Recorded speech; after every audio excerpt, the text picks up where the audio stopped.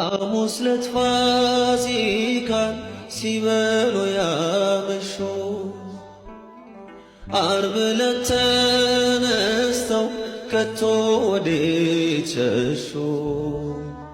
ቃል ገብተው ነበረ ላይክዱት መሐላ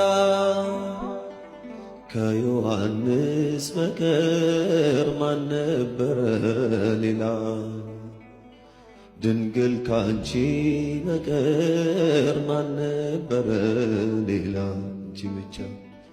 አንቺ ብቻ ቤተልሔም አንቺ ብቻ በዚያ ግርግም ዮሐንስን በገሊላ በኤፍራታ ላየነው።